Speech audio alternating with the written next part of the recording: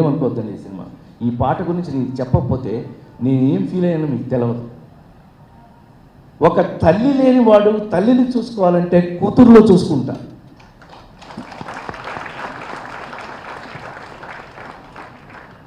మా అమ్మ చనిపోతే 10వ సంవత్సరంలో, నా 10వ ఏట మా అమ్మ చనిపోతే,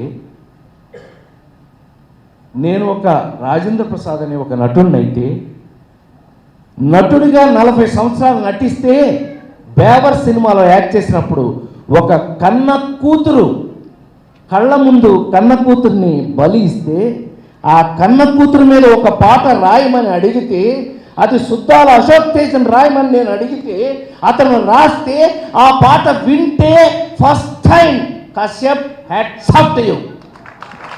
అతను లేడు ఇక్కడ, అతని కర్మ, వాడు లేకపోతే వాడి కర్మ. వాడు ఉంటే బాగుండేది. వాడు పాడితే ఆ పాటని ఫస్ట్ టైం మీరు నమ్మి తీరాలి. ఇంత ఎమోషన్ నాకు ఎందుకు వస్తుందని చెప్తున్నా.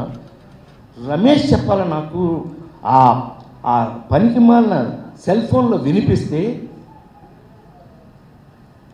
నేను ఏడ్చి ఆ రోజు సాయంకాలం ఇంటికి తీసుకెళ్ళి, నాకు ఒకే ఒక కూతురు, దాని పేరు గాయత్రి, ఇంటికి తీసుకెళ్ళి దాంతో నేను మాట్లాడినాను. ఎందుకంటే అది లవ్ మ్యారేజ్ చేసుకున్నాయి, ఇవన్నీ మామూలు విషయాలే. పిలిపించి దాన్ని ఇంట్లో దాన్ని ఎదురుగా కూర్చోబెట్టి ఆ పాట నా మనస్ఫూర్తిగా 4 సార్లు వినిపించిన వాడిని నేను. అదే ఇప్పుడు మీరు విన్న పాట. తల్లి తల్లి నా చిత్తి తల్లి, నా ప్రాణాలే పోయాయమ్మా. అమ్మ పోయినప్పుడు ఏడవలేదు ఈ లంబి కొడుకు, కూతురు పోయినప్పుడు ఏడ్చాను. మీరు మనుషులై, మీరు నిజంగా మీకు మనసు ఉంటే ఈ పాటను మీరు జన్మలో మర్చిపోలేరు. ఇప్పుడు నేను నాకంటే చిన్నవాడు లేకపోతే పాదాలకు నమస్కారం పెట్టేవాడిని, కానీ నా సోదరుడికి నేను అడిగినందుకు, అంత అద్భుతంగా రాసినందుకు నా. For more videos subscribe to BCN channel. గంట మర్చిపోకండి, కొట్టేసేయండి.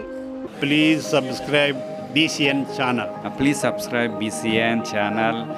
ఇందులో మీకు కావాల్సిన అన్ని రకాల హంగులు ఉంటాయి. Hi, this is MM Sri Lanka. Please subscribe to BCN channel.